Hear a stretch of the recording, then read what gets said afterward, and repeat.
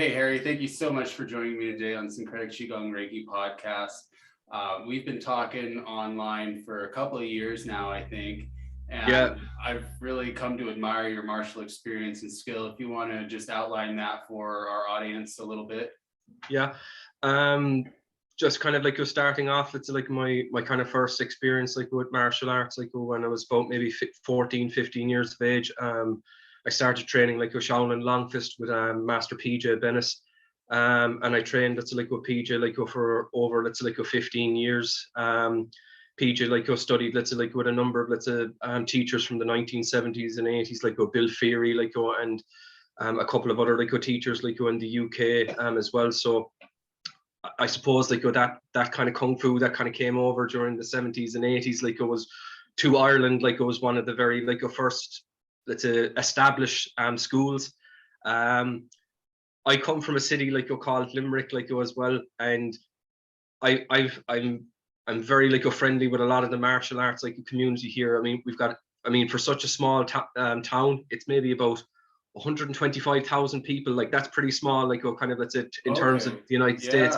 But we have such a big martial arts community here in Limerick. And kind of over the last couple of years, just meeting, talk with people, I kind of found out that one of the first martial arts, as in proper Chinese kung fu schools, was a Bak Mei school, the white Albright style. Right. And what you kind of had was, maybe during the 60s and 70s, you had your teachers coming over informally, sharing some of the material, and it was mainly just to help the Chinese community that were kind of settling here during the 70s and 80s, to have some way of kind of maybe defending themselves, or if they got in an altercation, that they'd have some kind of skill sets to handle these situations. And also over time other people have kind of passed through Limerick that would have been Qiao Tonglong practitioners, Wing Chun practitioners, etc. That's the Phoenix Eye Fist, is it's the Southern Mantis system. Or there's a couple of other people they don't really talk about it as much, because there's still that kind of, they don't feel open enough to kind of talk about these kind of things. But within certain families here in Limerick, within the Chinese community, there are people who actually still practice these arts, but in a kind of a more informal kind of family setting. They don't have a goon or a dojo or a school teaching this, so it's kind of something that's kept within the kind of the family. So yeah, that's kind of maybe a side point on Limerick.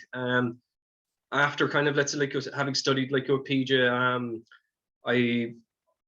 I would have gone to France for roughly 2.5 years, and that's where I got an opportunity to study with Wang Wei. I only got roughly 9-10 months of study with the gentleman. I was actually doing an internship with Airbus in Saint Nazaire, and I was basically traveling in at the weekends to study on a Saturday on Sunday morning with the gentleman and the study group.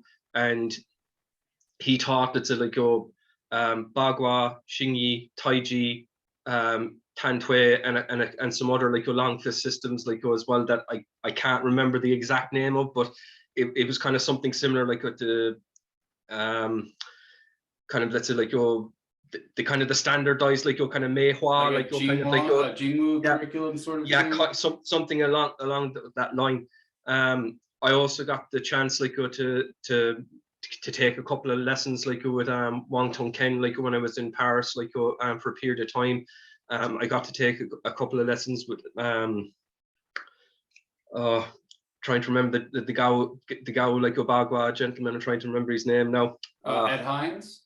Yeah, I got to go to about 3 or 4 lessons in Paris as well. But I mean, it is really just kind of getting a taster of just some of the other internal martial arts systems. But with over the 9 months, with Wang, I managed to pick up the Lao Baguazhang, the Zhang Jiao system, the Xingyi Wuxing, Chuan, the 12 animals, the 12 road Tan Tui, and just a kind of a smattering of some of the ideas with the weapons as well but it was a nice exposure to it. After that, I came back to Ireland, and I ended up studying Chen Tai Chi Chuan with Nick Gudge for about, let's say, like 3 years, like and learned, got a good understanding of the fundamentals with that. And after kind of like a time, I kind of started started looking at more the Southeast Asian like a martial arts system. So I got to study like Seni Salat Gayong with Master Anwar Ahmed, and I also got to study Baguazhang Kali with Miso Sirkon in Limerick as well. So I mean, like a lot of times, like for whatever reason, like people kind of pass through like Limerick, like I got the chance like to kind of exchange a couple of ideas like with a Wing Chun student like when I was studying UL as well, and I kind of got to exchange like we exchanged like forms. Like I mean, I taught him let's say like 2 of the advanced like long fist forms that I learned like from PJ, in exchange like for learning the basics of like the Wing Chun Silam Tao and Bat Q Fat like form like that he taught like, which is I believe the line of Wing Chun he studied like was from Fat Shan, and he showed a couple of things with the Juquan, which is the wooden ring, the ring like the rattan like a ring. So it's a kind of like my background is very eclectic. I've gotten to kind of like see like quite a lot of like different things, and I mean there's value like in every one of these like martial arts. Like there's like such tremendous value like in them. I mean, like Chinese martial arts, you've kind of got the sensitivity, like feeling like someone's structure, like on the first touch, like and then like being able to adjust that structure. Like Filipino martial arts, like it's a weapons based art. Like I mean, that's teaching you to be very adaptable and to move on the fly and to adapt. I mean, Salat. Wow, I mean, being honest about it, like Seni Salat Gayong, it's a hard style of Salat. Like it's got its soft aspects as well, but I mean, really, like like some of the joint locks, the breaks, the takedowns, like it's absolutely like a vicious like material. And like I've kind of found that when I've been sharing like some of that material with people over time, like as well, people really do get kind of afraid like when you start showing the real stuff. They kind of draw back a little bit, and it's kind of hard like to kind of up the intensity with them. But yeah, I mean that's just a kind of a overall, it's like of kind of my martial arts like a background. I mean, I still keep studying. I mean, at the moment, let's say I continue studying with Brian Maloney. Brian Maloney would have been one of PJ Bennis's students as well, and I keep studying like Chinese martial arts with him as well. And you know, it's obviously good to kind of like keep like kind of like going and looking at different aspects of it. I suppose as well, kind of touching back on the Bagua stuff as well.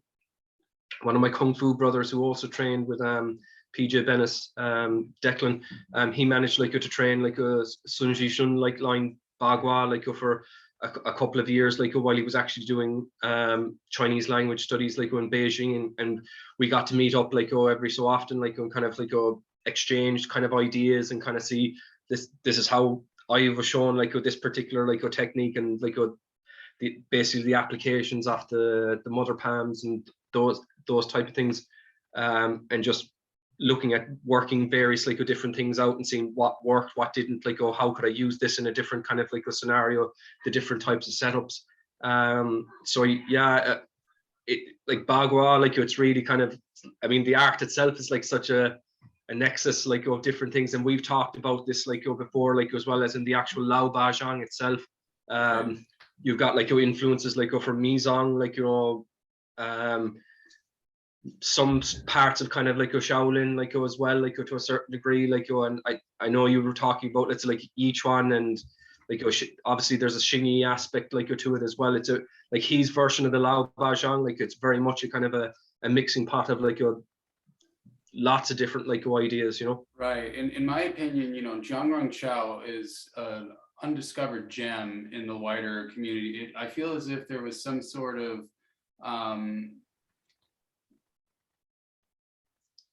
what's the word I'm looking for? Some sort of disconnect of value of this form, because a lot of people here in the United States learned it when they went to China, and they thought they weren't really getting the good stuff, and they're like, oh no, I want that Gao Yi Sheng stuff, or you know, something else. And I feel as if Jiang Qiao constructed this old eight palm set to really give you a conceptual and body method foundation of the 8 mother palms, the 8 animals of Bagua, and how to transition with the actual trigrams. Like, he constructed this set himself along with his teacher, Qiao Dong, I think was his primary influence in this art. And so this sort of combination style is really valuable in my opinion, because you get, you know, these interplays between animal movements and mother palm movements and footwork that is very similar to other styles. And you know, you can basically take a look at like a Sun Lutang video and be like, oh yeah, okay, I can see where that would tie into what I already do. But you can also look at other styles of Chung Ting Hua, or even, you know, some of the Yin Fu stuff is very similar, like the Mun Bao Zhan line through Xie Pei Qi to Hejin Bao. You know, I feel like a lot of that similar content is right there. And so, I think really, I mean, I think like overall, from just my kind of like a reading of it, like and kind of looking back over, like I mean, I'll put it to you this way: when I was first learning the form, it was literally I just wanted the shape because I actually wanted to see how like it worked. And I mean, when training like with Wong, like I'll admit it, that's like he really only kind of showed like most of the applications up to the 6th palm. Like the 7th and the 8th were kind of almost something like I had to kind of figure out by my own kind of like research and kind of looking at the way like the form worked and kind of like making those kind of connections. But I mean, like really the form itself, like it's a really well constructed, let's say like form. And I mean, having had like a much more time like over the pandemic, like to kind of think over like and actually like look at things and like really deeply kind of analyze it. You see kind of the 2nd palm, which is basically like a fierce Tiger X's cave, that you see that repeated at numerous junctures, like during like the form, almost not as a tack on at the end, but when I look at it through like just through my kind of like a martial lens, I'm seeing this is what the emphasis like of his Bagua was, these like cardinal moves. Because I mean, from the kind of the pheasant like or the chicken like shakes its wings like to remove the flower like from the tree, to remove the helmet, you've got like such a depth of material like both like joint locks, like throws. I don't think it's really talked about like that much like in Chinese martial arts, but displacement, breaking a person's structure, as in it's like what the kind of the Japanese like or kind of maybe the jiu-jitsu people kind of like referred to as like kujushi. I think it's basically you caught the person and you just move them off just that little bit, and that little bit of a move off or breaking of the balance sets you up either for the strike, the throw, the joint lock, whatever. It's just that breaking of that person's balance. In Aikido, it was considered to be displacement on contact. So as soon as you bridge, that displacement happens. Yeah, exactly. And I mean, looking kind of like through the rest of the form, let's say, like the third palm, like where you see like the kind of the use of like the eagle claw, like there's so much that can be done off of those like particular movements like as well. There's a considerable amount of throwing, and that's one thing. The only kind of like Bagua people I've seen that's like that really kind of emphasize the kind of the throwing kind of aspect like is maybe some of the Gao Yisheng like guys like maybe to a lesser degree like some of the Chung Ting Hua people. I mean, I don't want to kind of like paint everyone with the same brush, but if you're talking about, let's say, what's the publicly like presented like a material, a lot of like Bagua people don't kind of like focus like on the throwing aspect. And I mean, training with Wang, like there was quite a big emphasis like on Chin Na, like on Shui Fa. I mean, there was a big emphasis on it. Like there was lots of ankle kind that of was his personal value of that. Yeah, that's there wasn't a huge like kind of like emphasis on like a percussive like kind of like a pounding palm or those type of things. I mean, I wrote an article like there about maybe 5 years ago, and like the one thing I kind of that came up like during conversation one Sunday when we were talking about things, I basically asked, why is nearly all the kind of the self-defense moves that you're showing us like based on a wrist grab or a like an arm grab or a pull or something else like that? And like he really kind of put the point across to me that well, most people like tend to grapple in an altercation. So he's kind of lens or looking at the way Bagua like works like is that ability to either put on a really heavy joint lock or to set up a throw. He said, well, my understanding anyway through the French, like, and the kind of the translation that was going on as well, like with one of the other senior students, Jean-Philippe, it was really kind of like anyone can kind of learn to kind of, let's say, like hit like go hard.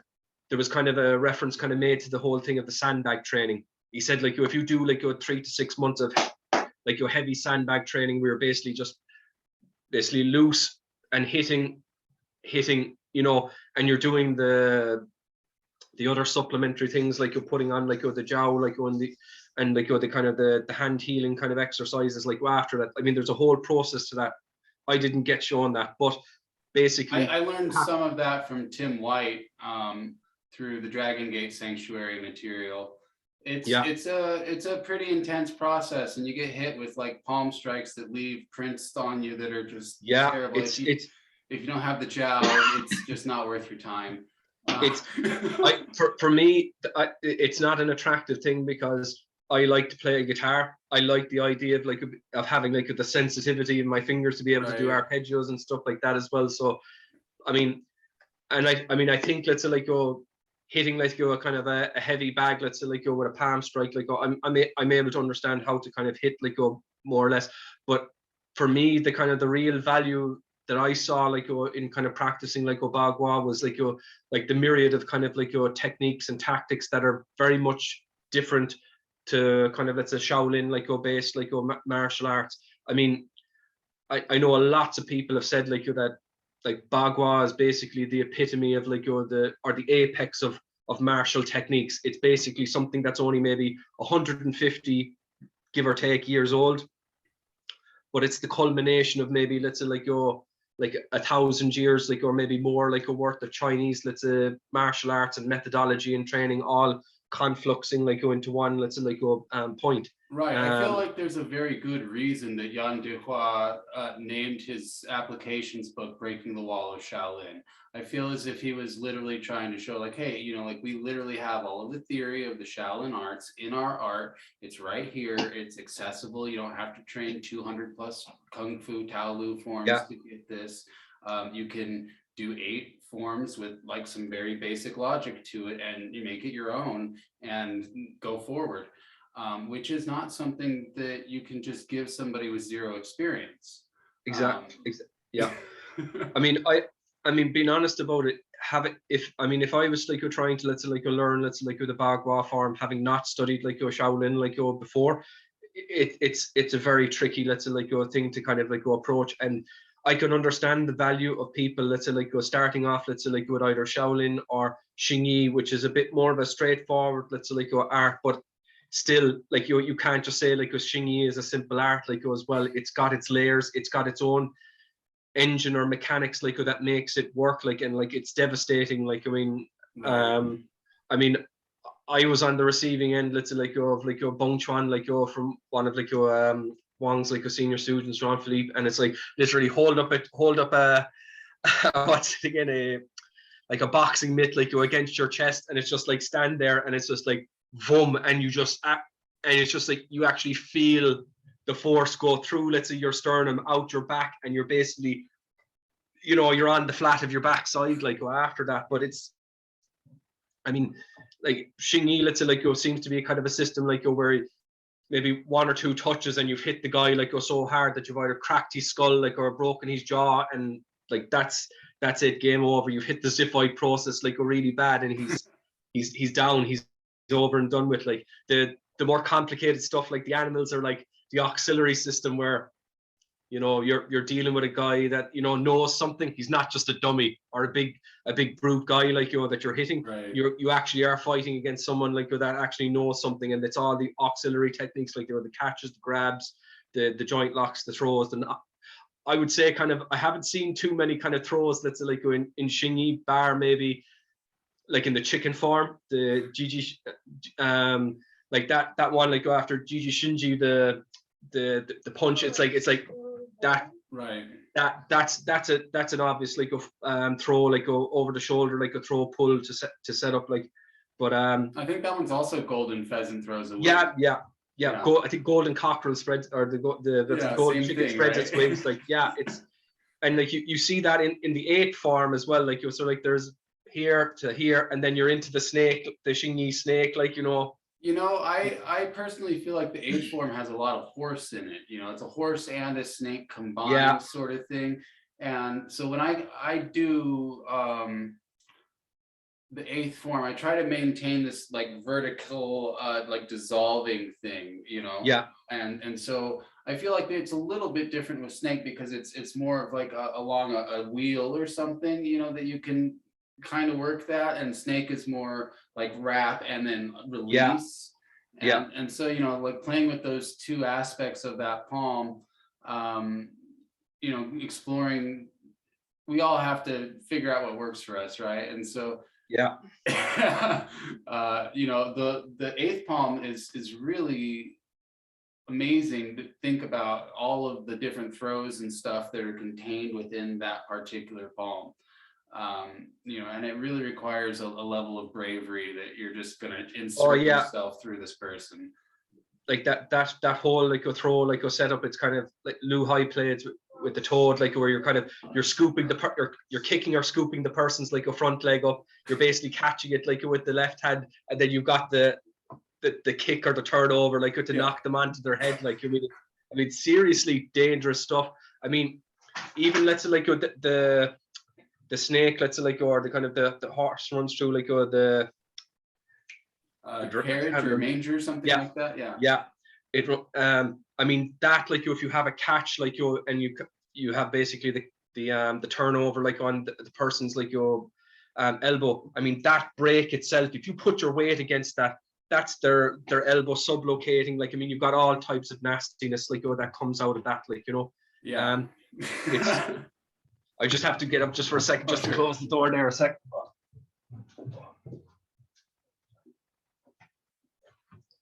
There we go. So one thing I wanted you've got such like your nasty things going on in that particular like form, like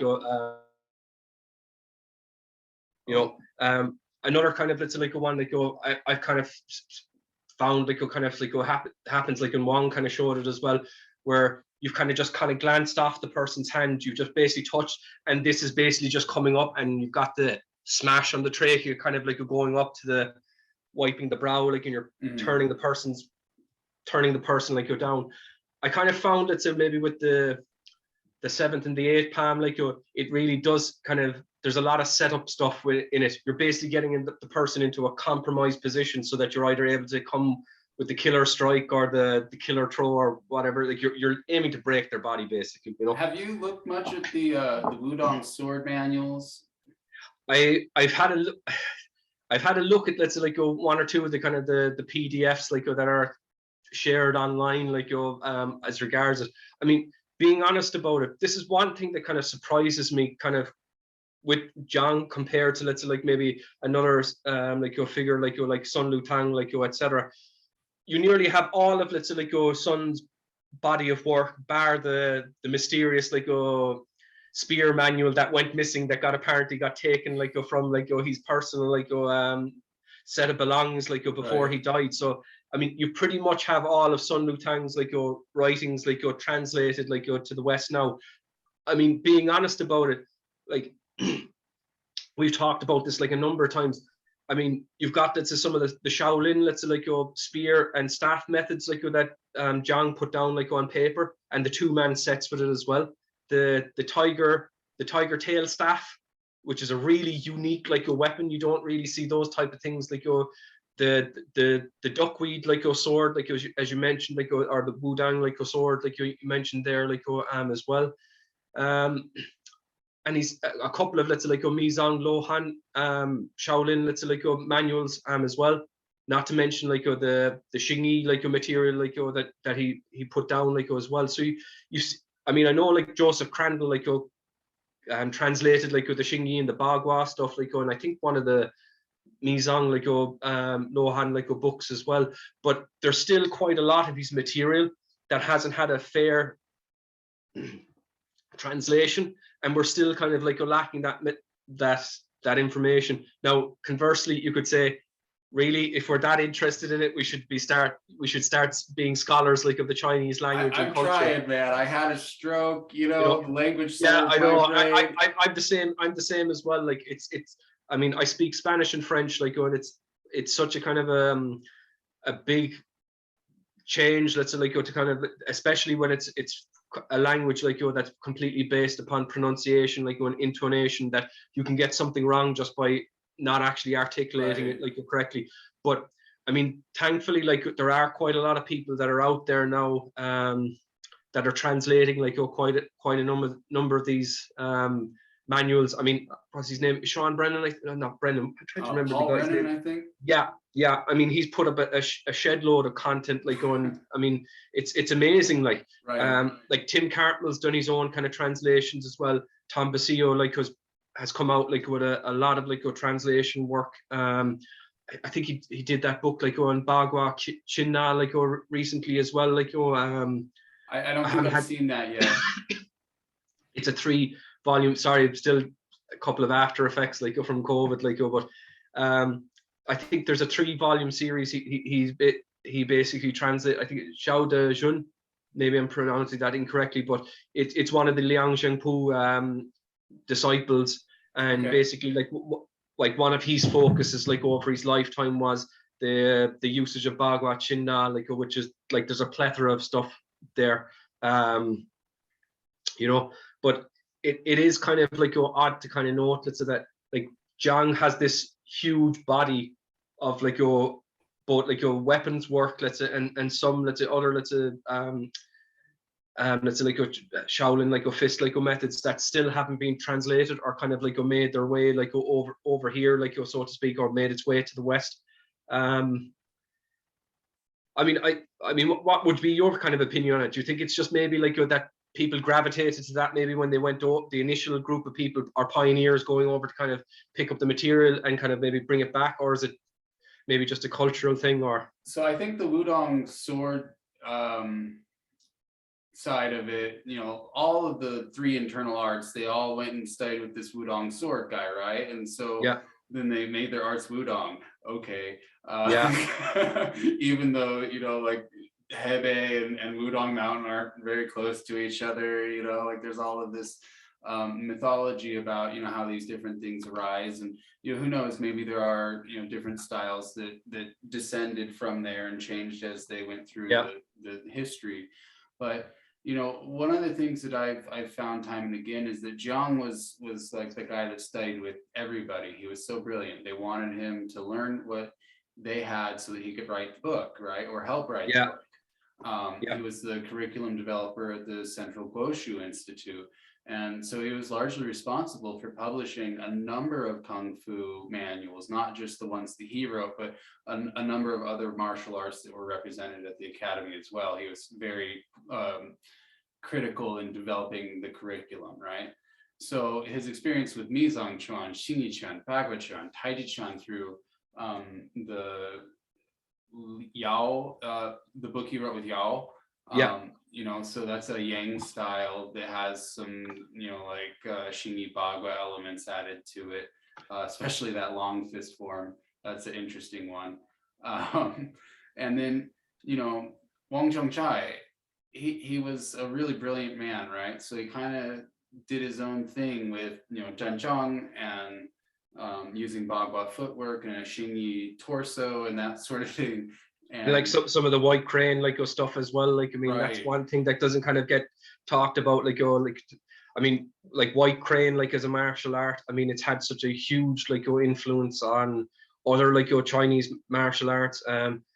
Most of the kind of the theory around, like, Wing Chun now is that the origins theory is that it's basically a distillation of, like, some, like, postures, like, from an Urme, like, style, like, with white crane and these particular moves, like, occurring, like, quite a lot in it, like, and, you know, Scott Park Phillips, as much as people like to hate on the guy, he does have a very good academic sourcing, and, you know, looking at some of these people that he's interviewed and some of their work, there's kind of, again, a lack of English translation for a lot of this stuff, especially if you're outside of the academic community. It's very difficult to get into some of the materials.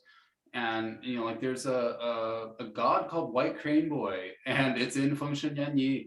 And, like this stuff repeatedly ties back to, some of these ritualistic, Vajrayana deities, as well as, native Chinese deities, and how do you link Vajrayana and Taoism together culturally is with these canonization rituals. It makes sense to me coming from the experiences I've had. You've talked about not every line gets the spiritual side, not every line gets the martial side, not every line gets the weapons, not every line gets the Neigong, and all of this other stuff. And I've been really fortunate, being as ill as I was, to receive all of this healing and spiritual assistance. And so a lot of my view of this is from like a ritual master sort of viewpoint. It's like a sharing or a transmission between a person, like one person to the next. I mean, being honest about it, I mean, I think as well, like to a certain degree, like especially like with Jiang's like a form, it's obviously like from whenever he kind of like created like the main architecture of it. Any of the study you've seen and I've seen, and any of the other research we kind of had around it, there obviously like seems to be like a number of phases, let's say, like where the form has been, let's say, like changed or slightly, and that's kind of natural during a person's like lifetime. I mean, your kind of last version of like the piece of art, if let's say if you were sculpting as something, is like when you've chipped off the last bit and you've popped your clogs, and then it's basically crystallized like from there onwards, like, so I mean, like there's the way I was kind of like taught the form, like I could see like quite a number of differences like with some of the people I've had the opportunity to speak with, including yourself, like and other particularly teachers like of Bagua.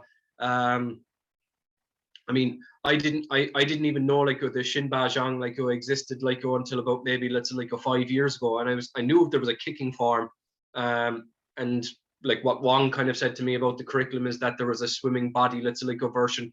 But if I'm being honest about it, I think what he was talking about by swimming body was basically doing the form in a Yan Chi Fa, like as in basically one palm is linked into the next, like no non-stop, as in no walking the circle, but just basically it's linked the whole way through. So you're basically going from palm 1 to 7, like and then like you're starting off again, like going palm 1 to 8, like on the other side, linking them all through, like without actually specifically walking the circle.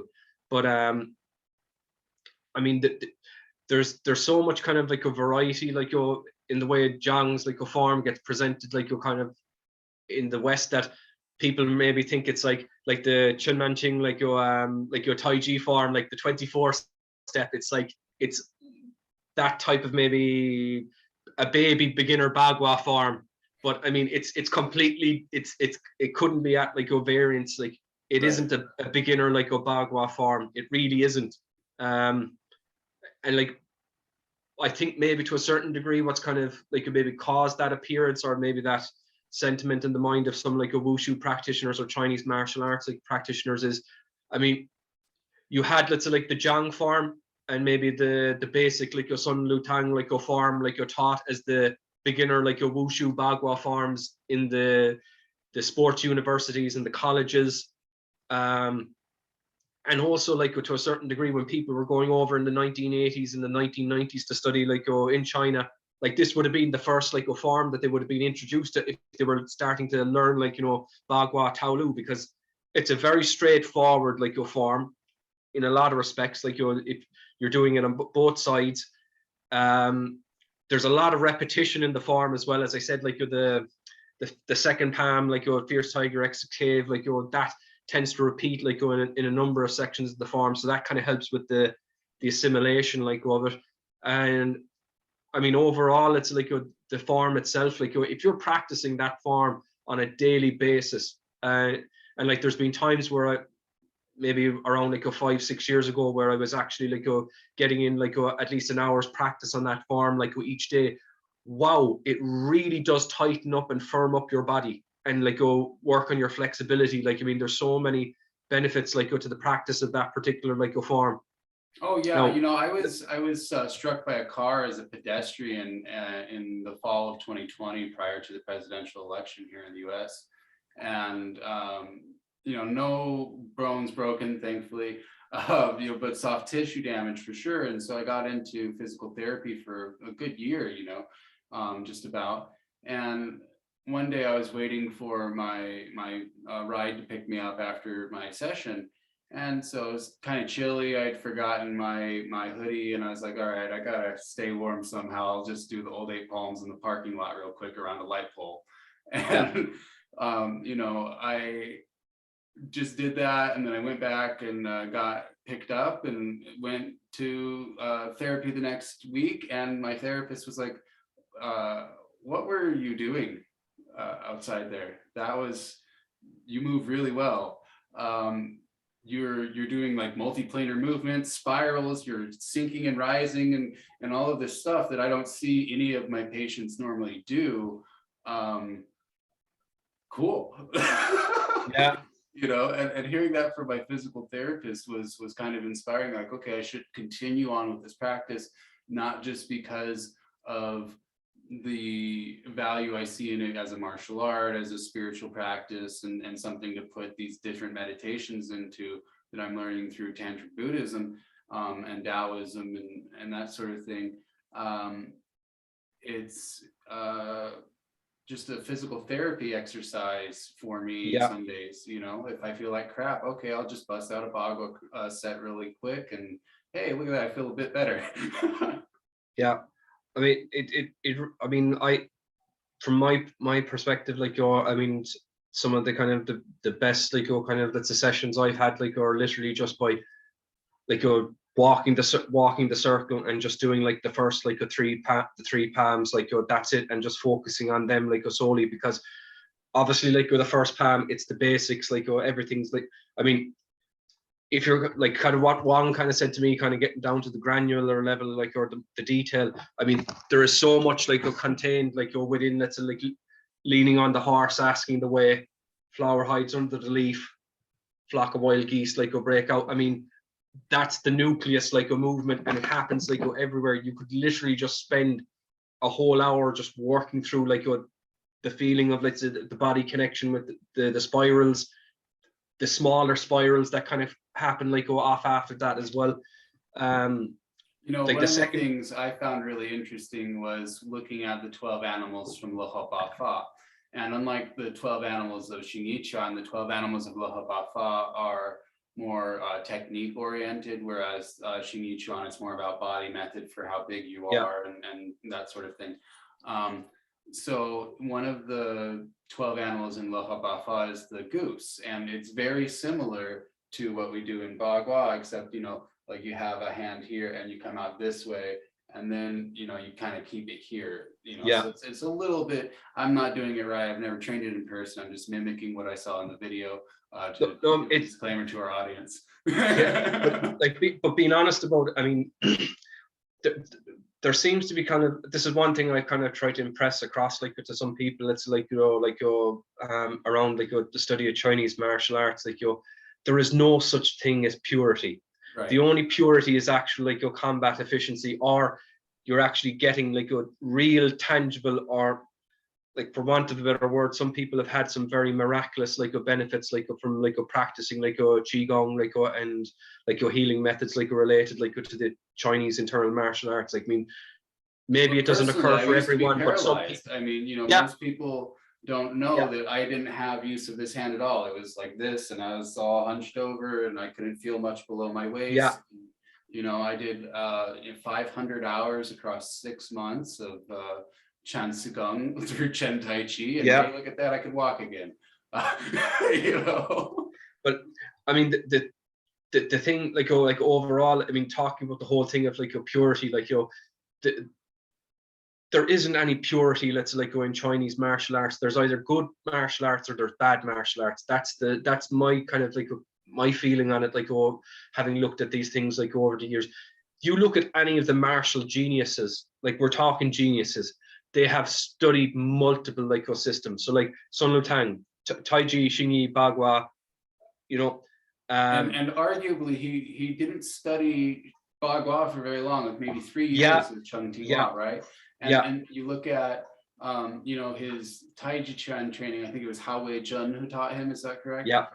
So even then it was, you know, Hao Wei Jun was recovering from an illness, and you know, they exchanged, and then, you know, Sun just kind of put it all together for himself.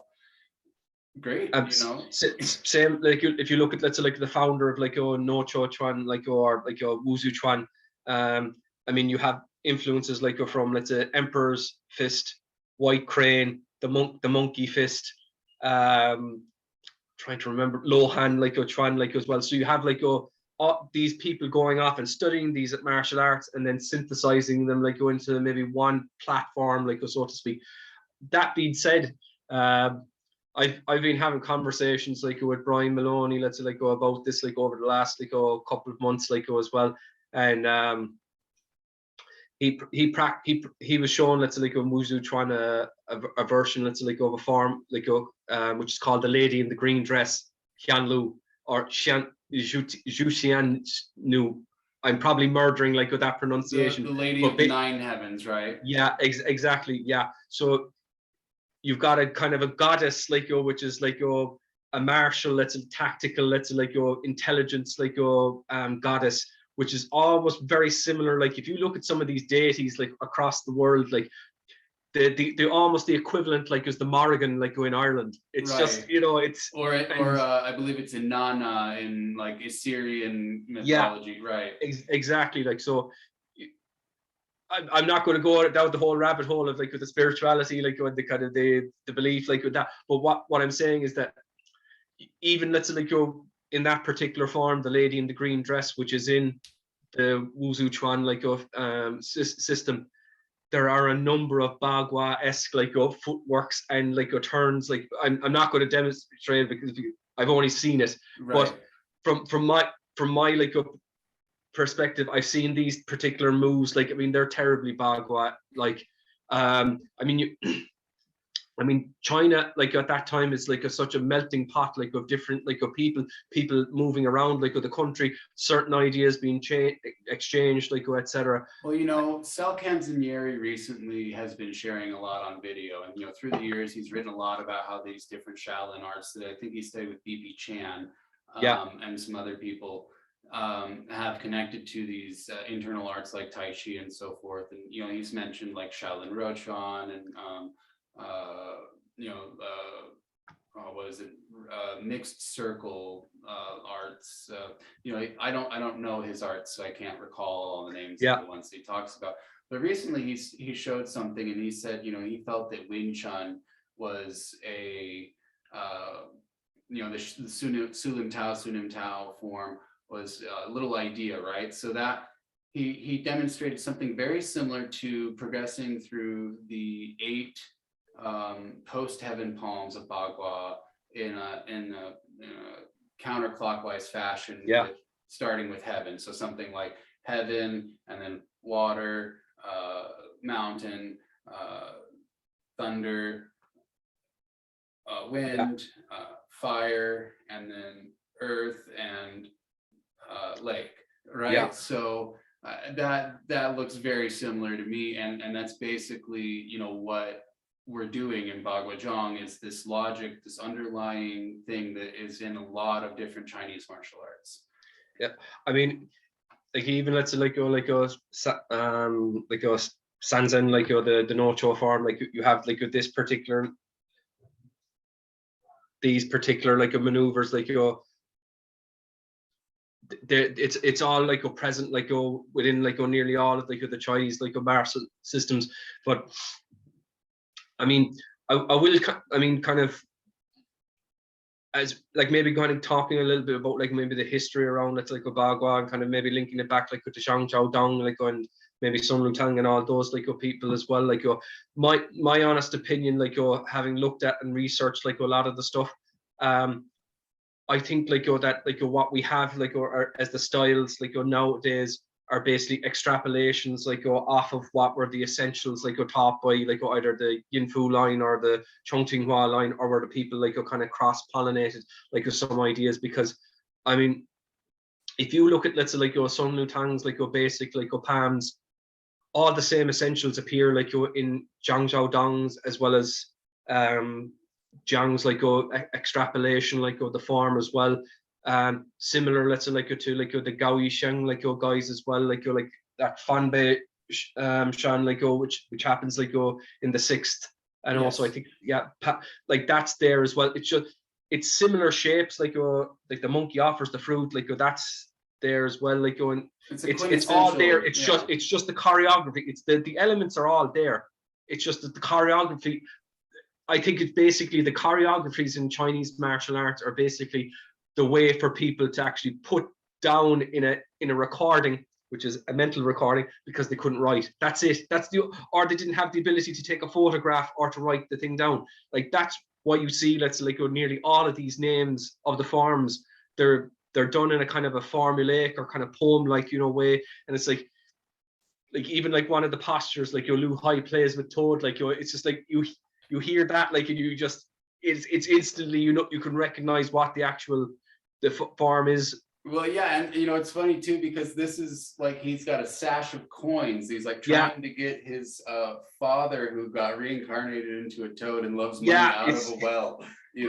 It's hilarious. Like when you read the stories, like what this thing actually is. When you look at the drama aspect of it, Scott Park Phillips, as much as people hate the guy, he's got a lot of stuff that just makes sense once you've been in this long enough. And I mean, we had a conversation a while back, like about like Dapong, like the great bird, like spreads its like wings, like in the mythology around that, like and like that's, I mean, that posture is like one of the cardinal like postures. Like, I mean, you see someone walking the circle doing this, and you're like, yeah, that's Bagua, like that's that aspect of like heaven palm or whatever. Exactly, like and like you can see, like I think what kind of gives the kind of the flavor like to kind of a lot of the Bagua lines is literally just people's kind of maybe grounding of it. Now, when I was shown, let's say, like heaven palm, like I was kind of taught, let's say, like that it links a lot like to the trap muscles, like on the chest muscles, like here, like and that if you bring it out too much, you're not getting that forward or uplifting power. But if you're opening it up much larger, it's to kind of bring energy into the body, like going to open up the fascia. So there was kind of like a talk around like what the martial like extrapolation of that shape is versus the kind of the qigong, or the kind of the health or well-being like extrapolation of it. So you'll even see some of the other guys, they'll have that kind of bend at the elbow, like here, lifting it up that way, and like that to me like looks perfect if you're lifting a brick, or maybe a shot put, like, and you want to focus on that uplifting strength of your shoulder, like you're connecting the tissues, like you're here, etc. Or stone walk, what exactly people would, you can substitute a kettlebell pretty easily for a stone walk now, and exactly, something like that. There's weight training in traditional Chinese martial arts, guys, just in case you forgot. I mean, one of the other things that kind of like Wong said to me, like as well as like nearly most people, let's say, like would have had an exposure like to some form of grappling like in China, because the what you would say like the Chuan Fa like was very much hidden, because like you could dispatch like someone with one blow just by knowing where on the human body like could hit those type of things. But most people would have had some bit of kind of grappling, or maybe local kind of like grappling or wrestling or whatever. And that's like almost kind of, let's say, like by looking at, let's say, like some of the Shui Jiao or Shui Fa like that's done like competitively now, I think it's kind of a lens that people can kind of look at, let's say, like and actually say, this is possibly how like this applies like to my form, like Bagua, because I found Mongolian wrestling particularly applicable. Damon Smith, the Xingyi Academy teacher, he trained at Yin Fu Baguazhang, if I recall correctly. And he was the teacher of the guys at Xingyi Academy, Paul Andrews and Joe Sikora. And in their Woven Energy podcast about shamanism, he talks about how Yin Fu and Dong Hai Chuan and their apprenticeship together, you know, he basically was doing tax collection for the Duke of Zhou, I believe it was. Yeah. And so it was, you know, basically inner Mongolia, and it's going to be all over, right? Like if you're going to have to go and whoop somebody's ass, you're going to have to know how to manage with a Mongolian wrestler, right? Like you got you and your apprentice, and you're going to go and collect taxes in the middle of nowhere. You're going to have to fight like a dozen crazy dudes who have been throwing themselves onto rocks from horses and throwing horses over to castrate them and all this other stuff, right? So I mean, if you're fighting these monsters of human beings, you have to be incredibly skilled to fight more than one with just one friend. Yeah, I can imagine it. I mean, like Yin Fu, like I mean, there's, I would say like everyone kind of goes back like to the whole thing around it, so like the two lines, the divergent lines, like of Bagua. People look at the Chongqinghua line like on Yin Fu. There's a lot of there's a lot of value like on Yin Fu's like line, but most people tend to orientate themselves towards like the more the Chongqinghua lines, because they see the kind of the spirals and the pounding palm. But I mean, there's a lot of value in the Yin system, which I don't think has kind of made its way to kind of the West. Like, I mean, if you look at a guy like Yin Fu, kind of tall enough, let's for he's I saw somewhere he may have had Marfan syndrome. Yeah, and apparently from all accounts he was ridiculoly quick. A lot of what you would call fascia, kind of tendon strength, energy. You can imagine it a guy like that.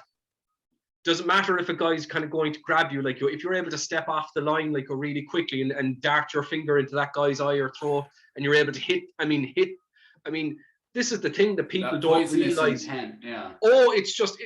I mean, there's people in Chinese martial arts nowadays do not realize some of the stuff people would put their bodies through to be able to develop that skill set. I mean, imagine being able to turn your these three fingers into actual weapons that would feel like darting a nail into someone's body. Well, sure, and there's different ways to practice it, and I've done some of this stuff through the years. You know, I can definitely shove my finger through a good thick sheet of paper, just throw it up and boom! Oh, here we go. I mean, we've talked about another a practitioner that was able to kind of grab people's underneath their ribs, or actually get in it the organs and stuff. Like my own my own teacher O'Brien. He has a phenomenal grip that's been built up through the practice of Nocho, and wow, I mean, there was times practicing with him and one of the others, one of my kung fu brothers, Noel, as well, where we literally over a period of a month, we went through a lot of the nerve catches on the human body and the arm, learning how to actually get to them really quickly, and it's holy crap. I mean, if you get caught with some of these kind of nerve, or Paul Rogers was talking about this a while back, just when he was giving us a lesson, he was talking about skin locks, where you actually grab a part of the skin and actually turn it to get an actual grip, an effect out of the person.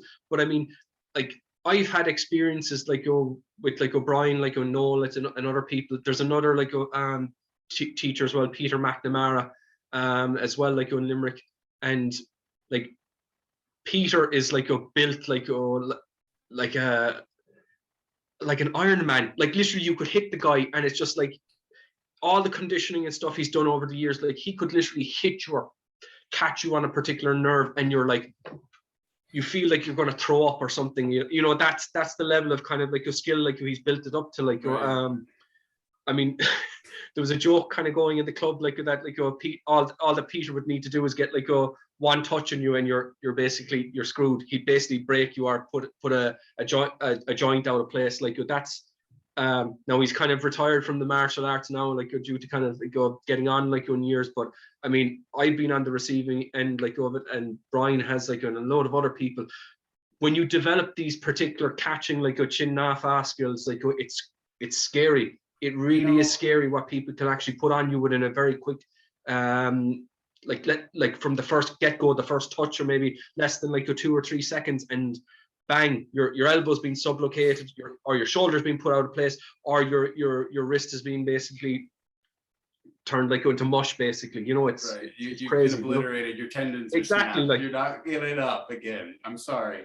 You know, one of the things that you mentioned a moment ago, like becoming an older martial artist and the skill that comes along yeah, with that. But also, you know, we also have to recall that Jiang Qiao went blind later in his life. yeah, And I'm sure that changed how he did his Baguazhang and his Shanghai years toward the end.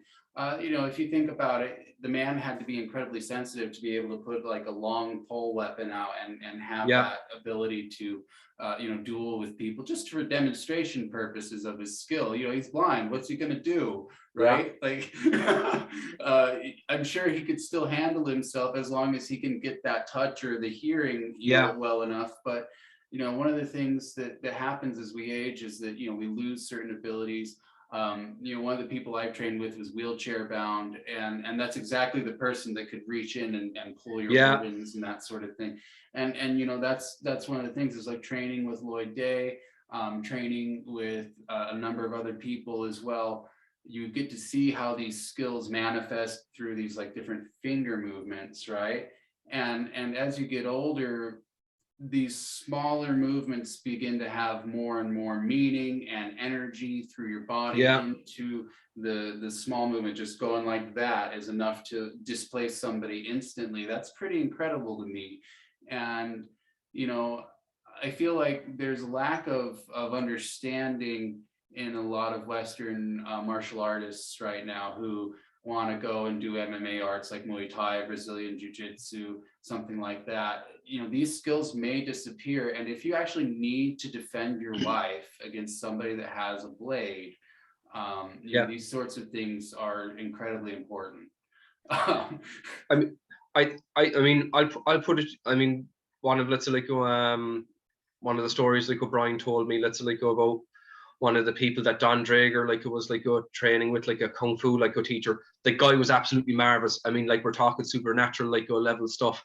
But the whole thing was, for the first year, he would have you doing horse stance.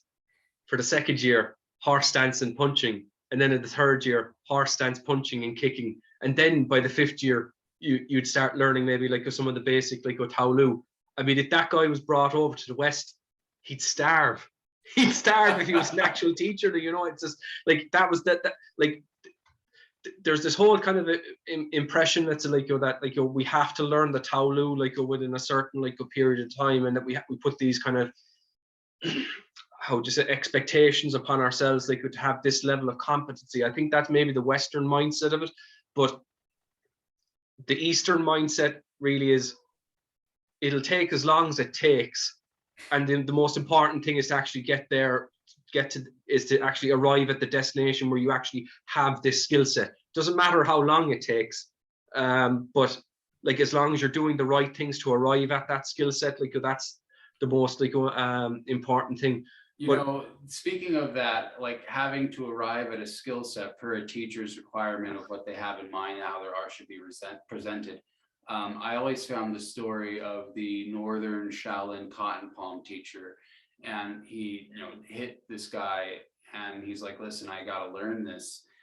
Yeah, What do you need me to do?" And the guy's like, "Oh, well, you have to come work with me, doing logging. You have to come and be a logger." In order to be strong enough to use my art.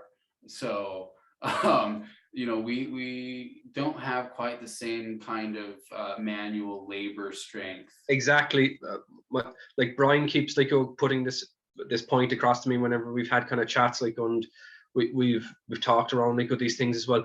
Like the level of, let's say, like a physical exercise like that we do like compared like to like 50 years ago like is nearly like 80% like or less. We're not out in the field working a farm. Yeah, we're not out in the fields. We're not out in the fields like lifting stuff. Like we're not like kind of like shearing sheep. We're not like kind of cutting up meat or like all those like type of things we would have been doing maybe like 80 to 100 years ago. If you were like maybe middle class, poor, or whatever you want to go. Obviously, the elites have always kind of like well, yeah, you can't just go to the grocery store in 1920. Yeah, right? exactly. But But like even that being kind of like said, let's say like you have to have a certain, let's say like a physical, let's say like ability, let's say like you have to work on your strength, like your attributes, like to be able to perform like this stuff. I mean, like there's a kind of a joke, kind of like I had a conversation with another Tai Chi teacher, like about like, let's say the Yang family, like like in public, the Yang family like would just be doing the socks movements, like or whatever, like and doing the form and presenting it. They're like, oh, this is like amazing kung fu, but like in the private, let's say like sphere, they're there lifting stone blocks, like and moving like through the forms, like it's this, the reality like versus like the perceived like reality of these systems. You're not going to be able to hit like an actual like a horse, like just by waving your hands. You'll get like some aspects of being able to relax your body and be able to like to move. Yeah, but you can very easily get a whip strike, but you still need that underlying strength to get some of these other qualities. Exactly. Like, and I mean, maybe kind of talking as an off point, like with the kind of like the Wing Chun, like people, like I mean, you had like people like Yip Man, like maybe like Yun Ke San, like a couple of those other like people, very rich. I mean, we're talking super like rich people, like compared to the rest of the population. I mean, can you imagine just being able to do kung fu all day and just exactly like you. And you've got that kind of like imagine like you're being able to hire like a super like a high level kung fu instructor, and you're practicing like for 5 to 6 hours a day, like at will.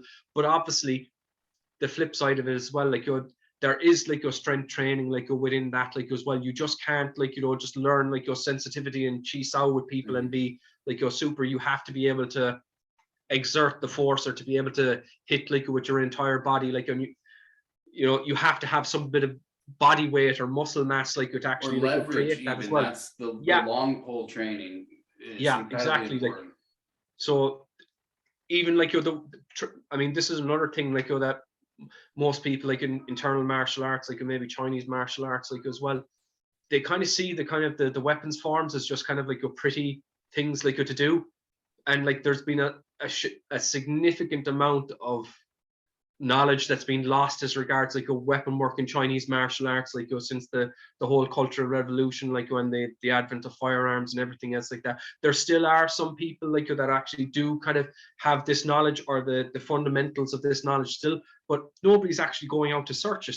Nobody's interested in it. Like it's like it's a very sad like a thing that like that this. Right. Why does a disabled guy have to learn a kung fu style just to keep it alive? Right. Like exactly. I shouldn't have to learn how to fight, but like I value this knowledge well enough that you know. But it's, I mean, I don't know if you saw it, like, but like, I think there was a project like that was being run by one of the Hong Kong universities, the technical universities. They basically over the course of like 2 years did a green screen and like a body, let's say like weight and like videotaping of like something like 10 of like the top, let's say he's gone upstairs, man. They did, let's say like a filming like of 10 of the top, let's like kung fu stylists like from Bak Mei, like Wing Chun, like Iron Ox Mantis, like all of these guys over a period of 2 years, because there was not enough people that were willing like to actually put in the time to learn these complete systems along with the weapon work, like to be able to pass it on. And right. And like, also, let's be honest, some of these really rare styles are preserved by incredibly abusive people. That's another thing as well. There's one thing in kind of Chinese martial arts which kind of irked me over the last 10 years or stuff, like the level of bitterness, like and kind of, I know the real goods and you know basically damn all, basically that type of attitude. There's a kind of a weird hierarchy with it as well, that unless you're kind of maybe featured in kind of like inside kung fu, or you're out there on social media, or you're pressing the flesh, like so to speak, that who are you, like you're a nobody, you're not known in the field, like whatsoever. I mean, the only reason I've started kind of sharing some of the Baguazhang material I've been sharing on my YouTube, I mean, when I started off my YouTube channel, it was basically to kind of share some of the Filipino martial arts and the silat, like and a couple of other things, like but I mean, I had people ask me like, oh, would you start showing kung fu or teaching part of this? Because, you know, I was asked and I kind of reciprocated, and some people, let's like, showed a genuine like interest like in it. I mean, that's the only reason why I started sharing like some of the Baguazhang material like on YouTube, like etc. But it really is a kind of a weird thing, like that there are so many people out there that have like a high level skill. They've just no interest like on actually like showing the material or sharing it, which is kind of, you know, they weird got a life, as well. Right? Like, They got a kid, they got a business, they got yeah, this, they got that. You know, they don't want to show up at the park and teach you and in the heat and, you know, all this other stuff for. And people, some people basically have said to me when I've asked them about like their martial arts, they said it's for me and me alone. That's the only reason I've actually studied with good people. It's for me and me alone, and for my own personal enjoyment. I'm not interested in, you know, sharing the material. But like, that being said, like, I think if people don't start actually recording like, and actually like documenting like some of this material, like, or kind of this knowledge, like, just one second. No, sure. I think if they don't start like documenting this, like, and putting this down, in 50 years time, it'll either be diluted or it'll be dead entirely. Right. That's my take on it. Because it's happening with some of the Hong Kong Kung Fu styles as it is already. You've seen. I mean, look how well documented Baguazhang's system through Xie Pei Qi is, just for that reason. Oh yeah, I mean that really, and that's even that, like, Matt, like, that's only even scraping the surface. That doesn't even cover the healing or well, I think they did like cover Andrew like some Nugent Head does have a Chinese medicine school where he teaches not only the stuff from Xie Pei Qi, but some of the other classical Chinese people that he's trained with.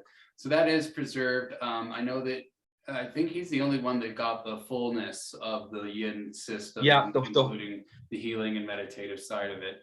I know Hujin Bao is the international head for the martial arts side, but, you know, Andrew Nugent Head here in the United States, really the doing guy, great work like with the Association for Traditional Studies, like, as well. I mean, it has to kind of, let's like, be kind of recorded or translated or put down like somewhere. I mean, look at the book. Even in my own lineage, you have like Frank Butler and Tom Bizio, who you mentioned earlier, doing his Yilong Zhenku stuff. You know, like we have the Zhenggu Tuina material that Kenny Gong taught to Frank Butler. And I think Tom Bizio got some of that stuff too. I don't know if he got directly from Kenny or if he exchanged with Frank or whatever happened there. But, you know, like, this is incredibly valuable stuff. It's basically chiropractic work. You know, that's where chiropractic adjustments come from, is from Chinese bone setting Tuina techniques. And so, you know, this stuff is very valuable. It's disappearing largely due to state laws here in the United States. Because, you know, chiropractic is so well regulated and entrenched. They basically made it so that you have to go through 6 years of their schooling to practice this in some states. Some states will allow Chinese medicine practitioners to practice the Tuina bone setting stuff if it's a part of their overall arcing holistic health practice. So, you know, it's one of those things that's, you know, thanks to legalities and you know, somebody being more politically capable than somebody else, is going away, because, hey, I don't want to go to school for 6 years to learn something that should be in 2. I mean, even if you look at like Shun Shi Kun's like a book like on like I think it's called Bagua Quanshen, like that's only that is only half the book that's been translated. There's another like a volume to it that's like on the spirituality, the health, the actual herbal medicines, and some of the weapons, like your tactics as well. I mean, there is quite a lot of scholarly like efforts out there. I mean, I think like your C.S. Tang, like your his last couple of books, like, you know, I mean, they're huge tomes. I have the Yichuan book and the Bagua book. I read the Bagua book like within about, let's say, like 2 weeks, like, but I really kind of poured over it like each evening. I'm still kind of walking through some of the Yichuan stuff. But wow, I mean, like, we're talking 500 and 600 page like books, like, you know, I mean, that's a significant amount of academic effort. Deep. It's there's stuff that all of these different disciples of Wong got. You know, like, you look at the Wanda High material that Gerald Sharp has demonstrated. If you look at like the line that I've learned from the Han Xing Qiao line, these lines are very full with, you know, some of the medical side of things, the energetics cultivation side of things. And then, you know, they talk about like Yao Zhongshun, I believe was the father of the current Yao twins. Yeah. You know, they talk about how he had all of these Dantian skills and was like able to shake a whole dinner table, you know, at meals and stuff just by resting his hands. You know, so when you think about like what these different people taught and then what the current generations are teaching, you know, there's a lot that is just going away far too quickly. I mean, like maybe as a kind of like a side point, like kind of like with Jiang's like system. I mean, most people, let's say, if they're taught, let's say, like standing palms, like they're taught like these like shapes, like you know, all of these like I mean,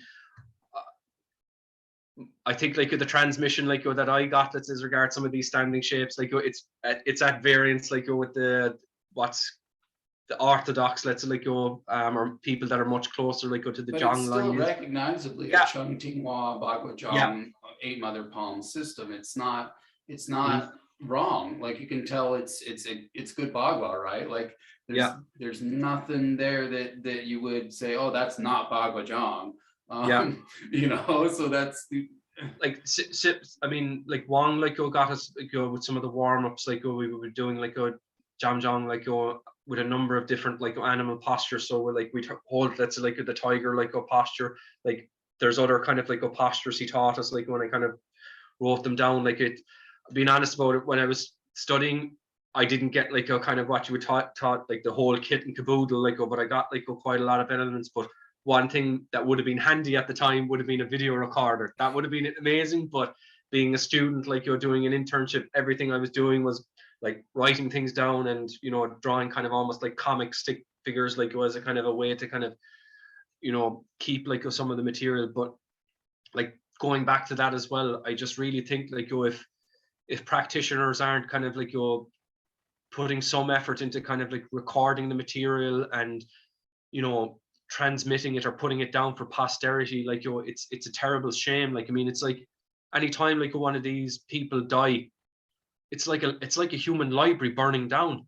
oh, It's ridiculous. You know, it's tragic. I mean, like when my own teacher like PJ like passed away, like you know, like there was still like two of the staff forms like that basically went with him, you know, and like one of the staff forms was of his own invention, like but it was a really nice, well crafted like a form, taking ideas like from a couple of different things, but it was his own kind of creation. But like there was only 3 people who actually managed like to study part of it, like one never got put down on video, and they forgot it. That's it. It's a sad thing. Like I mean, obviously, the more you practice something, or you kind of practice something in a group setting, the more likely you're going to remember it.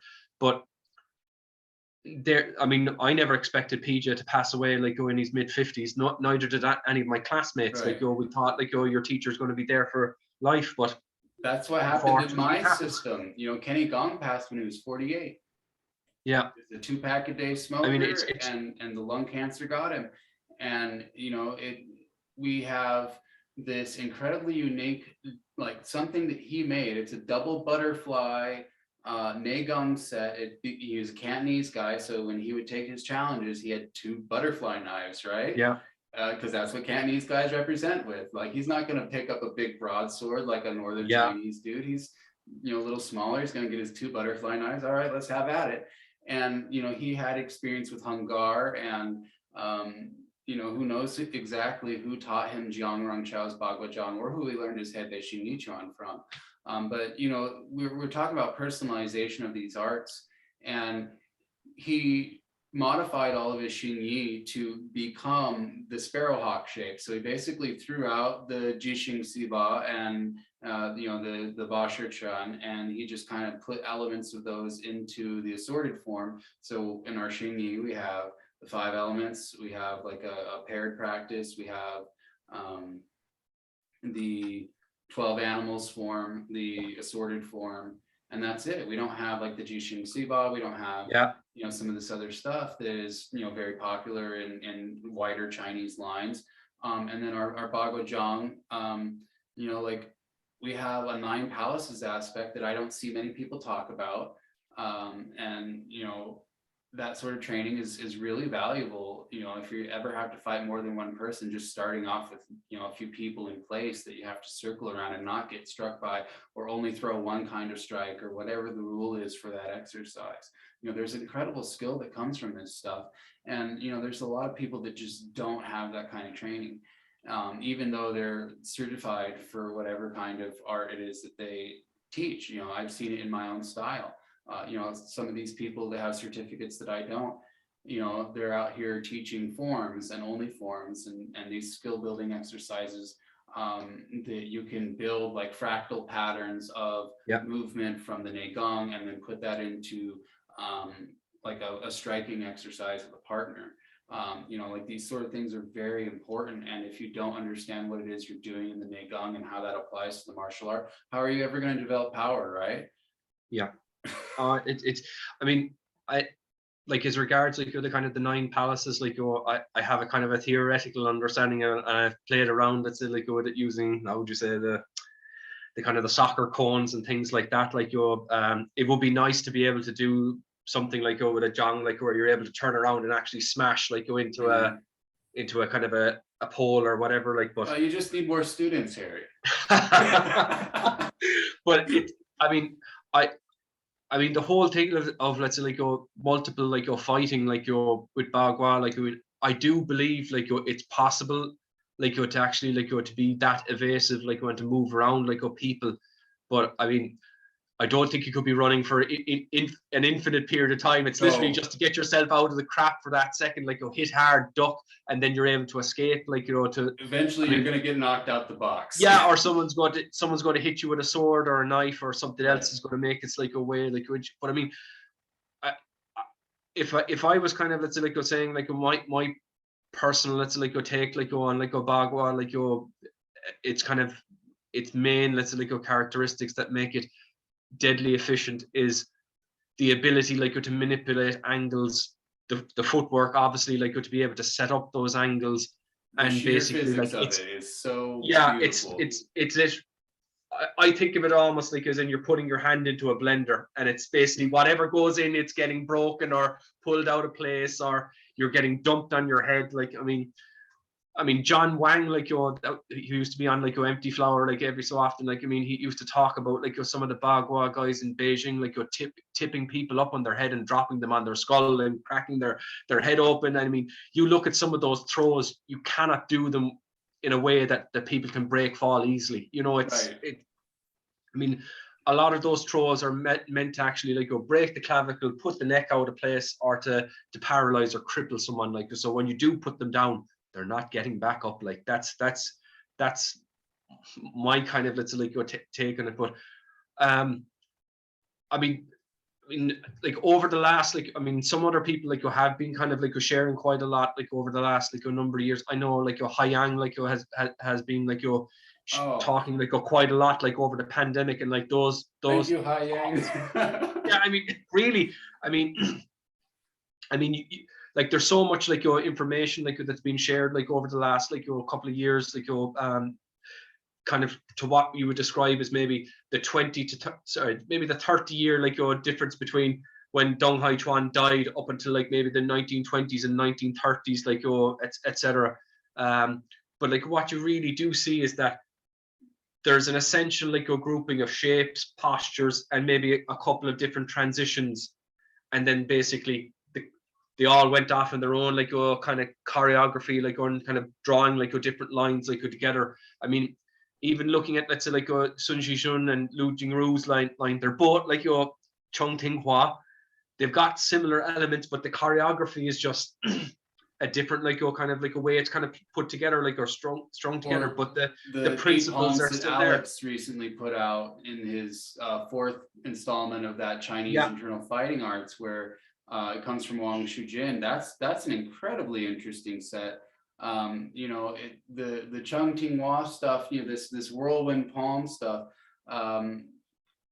I think it was Chung Yu Lung that really was the one that got this whirlwind palm throughout his style. So, you know, the stuff that BP Chan did was pretty similar. Yeah, I mean, I look at that like a palm, and I literally think, yeah, that's like a Shuang Dao Shu. It's double broadsword, basically, with the palm. It's mechanic, like, you know, that type of, but like there's so much you can do off that particular movement, grappling wise. Staff, or even other weapons too. I mean, I was looking at that like a form, that actual particular like a change, and like it's present like within Zhang Zhaodang's line. I don't think it kind of appears that's like in Jiang's line, but it does appear that's in the Gaoi Sheng line. Well, we in the Gong style, we did have a whirlwind palm on the outside of the fourth change. So we would do a whirlwind palm and then do the press in the fourth palm, or then the horse breaks three. So it'd be a whirlwind palm on the outside. So that largely has to do with how Kenny Gong's system does tip off helmet differently. So instead of something like that, where you come up and do Embrace the Moon, they just go straight up the center line and then come back down. Yeah.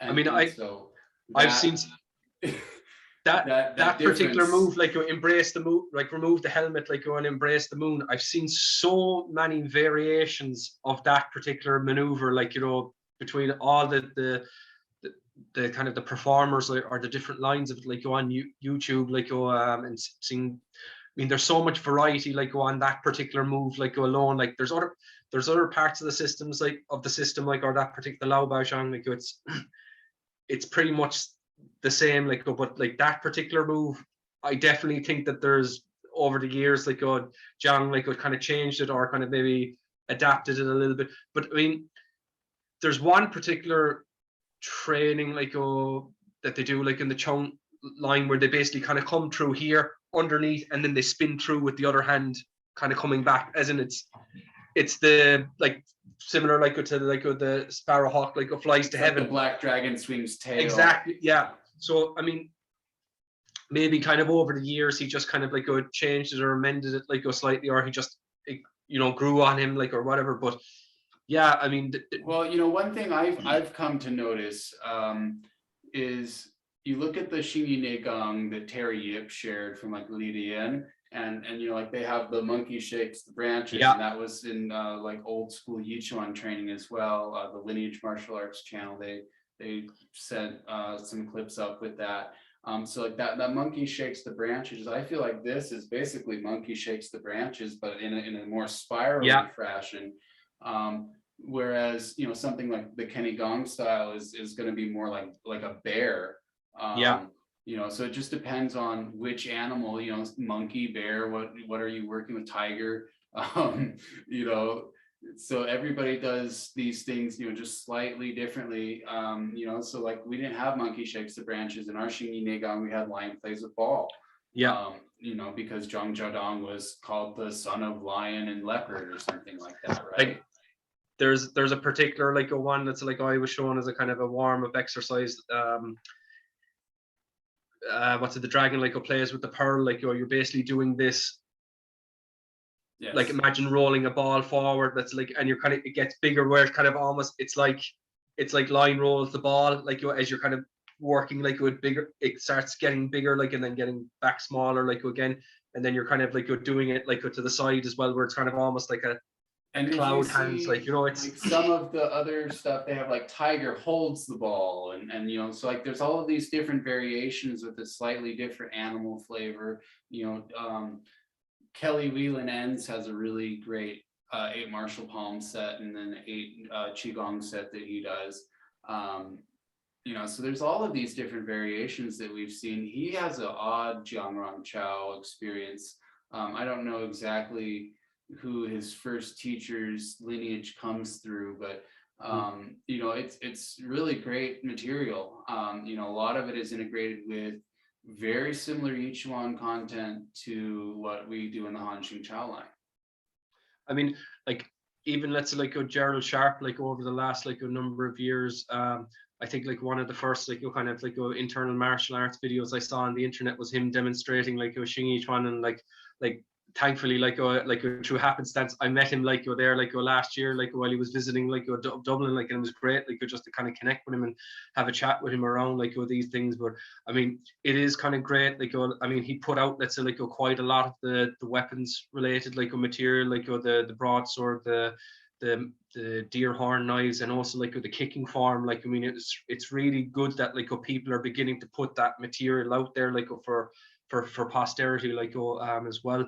Well, yeah, I mean, how are we going to try and keep any of this alive if we can't return to these materials in our own time, especially for learning, remote locations? Like you're in Ireland and Gerald's in LA, right? Like it's not exactly easy to get back and forth. Exactly.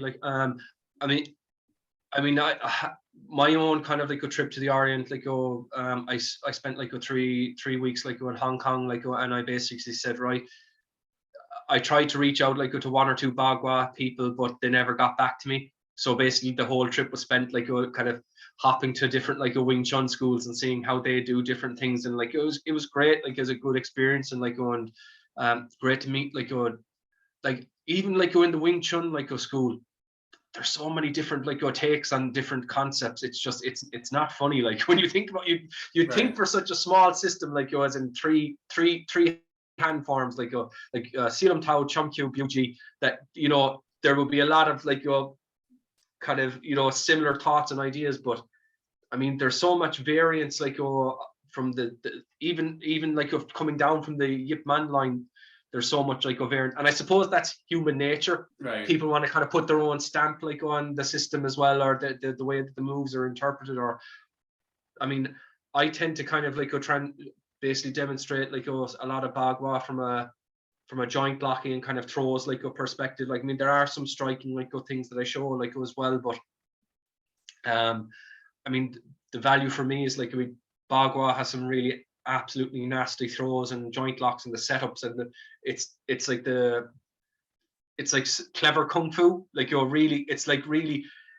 It's not just kind of stuff that people talk about village kung fu. We're going here, this type of, it's 1, 2. You're really seeing all these small spirals that set up stuff, and you're basically something as you're leading the person's intention away here. They're worried about pushing back, and while that's happening, you're attacking the low line to set up a throw to put them on their head. So right, you're scooping behind their knee from between their legs and goodbye. And before they even know it, they've been critically injured, or they're just out of the fight. I mean that, and I mean I think as well. I mean I've been kind of doing some of the online lessons with Paul Rogers over the last a couple of months. And I will say the pandemic has been good in one respect, that people are began to start sharing things. I mean, same with Yang as well, talking, having these sit down tea chats where he's having his cup of tea and talking about the concepts, and it's you can get lost in this material for hours, and it's just kind of, I think over the last couple of years there's been a lot more openness and a lot more sharing and it's all going in the right direction. I just hope that people actually kind of really do start putting this stuff down for posterity, because otherwise if some I'll give you I mean there's been a number of instances where very well-known martial artists have been involved in car accidents, or suddenly die, for example in Salat, or Herman Sawanda died in a car accident. I mean, let's take a look at the recent meetup between Richard Shapiro and Troy Schott. When I met up with Richard a few years back, he was not surviving cancer, right? He was still very healthy, and he had very good structure. And let's face it, we get ill as we age, and things change. And is it possible to even get back to where you were? Sometimes it's not.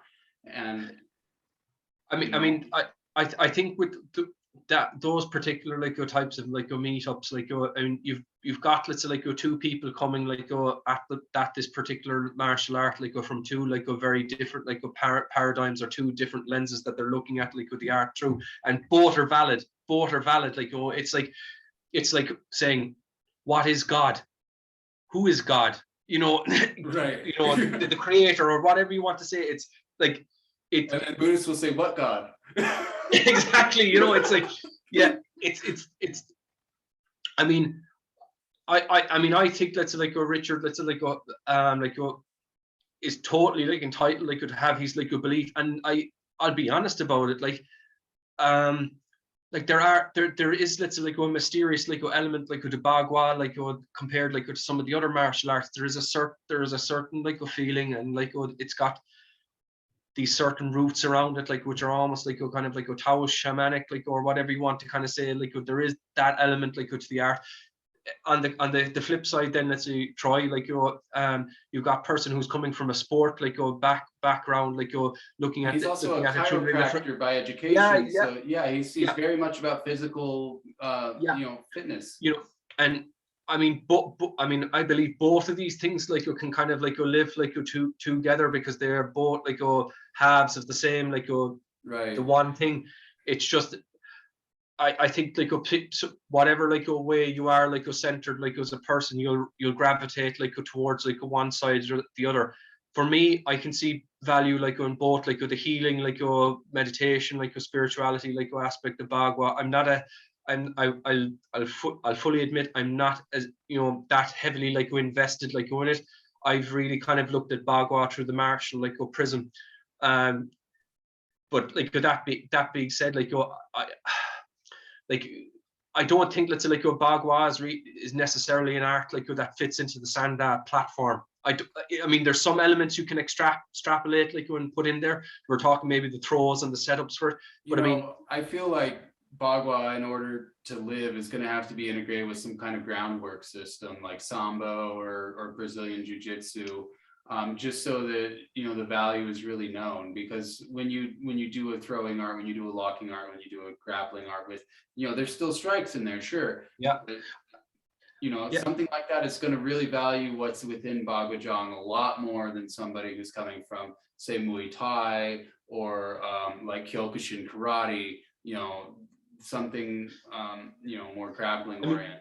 If you're kind of like looking like some of the kind of the really kind of like up there luminaries, like if you look at people like Lau Show, like and like Marcus, like Brinkman, like, I mean, like that's a significant amount of, let's say, like a personal investment, time, effort to get those skills. I mean, you're not talking, let's say, like just like 5 years, like going to like the dojo or like the goon, like and basically training like each week, like you're talking about people who have actually sat down, researched, assimilated, they've eaten the food, they've digested the food, like and they've been nourished by the food. And they know what I mean? Make it again if they want. Yeah, exactly. Like, and it's you've gotten to such a zenith like of like a skill like that you can basically take something like like Xuan or whatever, one of these like palms, or like Chuangzhang or whatever, and you can basically fit that principle into a multitude. You basically cover the whole gamut. But that's the thing, like to actually like get to those levels like that, like we're talking like Marcus Brinkman, like Lau Show, like there's loads of other like martial like Bagua practitioners. Like to get to that like level, you have to have nearly like 20 to 15 years solid personal investigation, training, testing, you know. And look at Tim Cartmill. He's done you know, all kinds of different stuff. You know, he did Kung Fu Sansu as the Choi Li Fut hybrid system. And, you know, he's done the Sun Styles and the Gao stuff, and, you know, all of these different branches. And, you know, he's created his own self-defense system that he teaches at his school, which I'm sure is incredibly valuable, judging by the videos that I've seen through the years and the people that I've talked to that have nothing but kind words about him and his skill. You know, there's no reason for me to doubt that what he has personally packaged together is incredibly valuable, right? I think like for some people it's like I mean it's a big like kind of like investment. Like, I mean, I will say like if I probably just stuck with Bagua rather than learning Filipino martial arts and a couple of other like different martial arts, like I probably would be at a much more competent like level or whatever you want to kind of say, like but I mean, I'm kind of getting to the stage like where like all martial arts, like good martial arts is good martial arts, irrespective of whether it's Thai, whether it's like goes from Malaysia, whether it's Chinese or whatever. Good martial arts, like goes good martial arts, and it's just, I think people literally just have to kind of understand that if you want to get to a certain level and to be competent, you know, you have to kind of invest that like 15 to 20 plus years, like looking at it, digesting the material, testing the material out, testing it under pressure, and then let's say like you can kind of, you know, arrive at your own conclusions like go after that, like whether you're a competent like a martial artist, like go from that. Most of your peers will say, yeah, you're competent, like you have a good understanding, or you know, of like whatever style like you're practicing. But it's literally putting that time in. I don't think in like 50 years time, like the way society is changing, like and people's levels of attention and personal investment in something, that we're going to still see like I mean, I could be wrong, we could see a complete like 180, like people going back to a simpler like a form of life, like not being so invested in the rat race, like etc. I think maybe over the last like 10-15 years, like Bruce Francis like take on it as or he's like is basically, we have these arts now to help us cope with the stresses of modern life, if you know what I mean, like Right. they're there to kind of draw on like but well, I mean, you know, if you watch that interview that what's the fellow's name that oh well, basically they talked about how Bruce made that transition about 2 decades back from the fighting to the healing, largely for monetary purposes. You know, you got to keep the rice bowl full.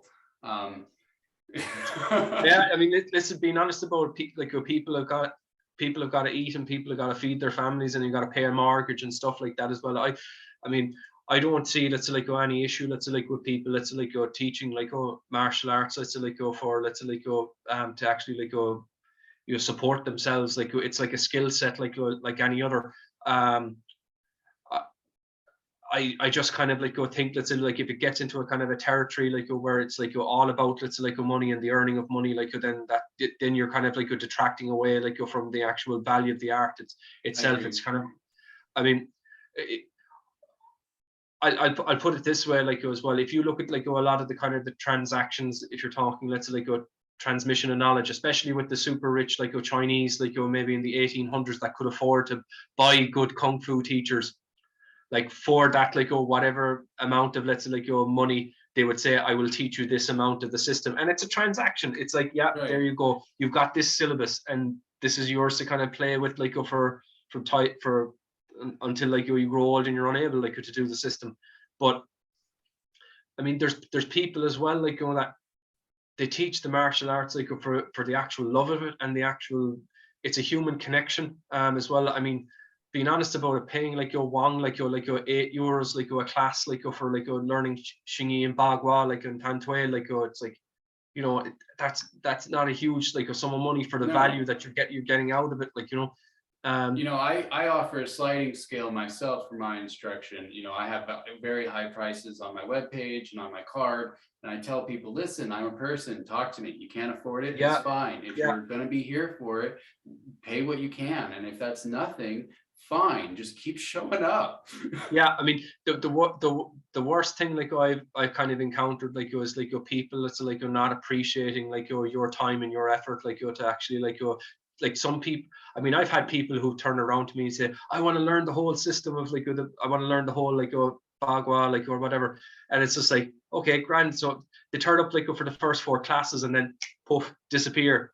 They never respond or never turn up again. It's just like you kind of going, what's going on like in their heads, like that they say this to you and yet, you know, they just disappear, you know. I had an encounter with a local guy that does silat and Brazilian jiu-jitsu, and I think he's done karate and stuff as well in the past. And you know, he's like, you know, show me Bagua. I'm like, well, you know, it's really a terribly brutal art, and you know, these applications, there's really no nice way to do some of this stuff. And you know, you were talking earlier about the skin grab. You know, so I was telling him, you know, with Bagua, we have the open palm because you can have a finger to palm strike, you know, and then you can have a palm to finger strike. And he's like, what do you mean palm the finger? I was like, well, if I can get your jaw, I can like then take your eyes out, something like that. Or, he's like, okay, well, how do you do it nicely? I'm like, okay, well, here, let's try on your chest, right? So on his pectoral, I did a palm strike and then finger like grab. And that grab was enough of a pain compliance technique for him to collapse. And there's no nice way to apply these things. Yeah. Sorry, that bite, and this is something that I learned recently from Choi Wai Loon's writings. That bite mechanic, apparently the seventh palm of our Bagua is a lot of that is in that.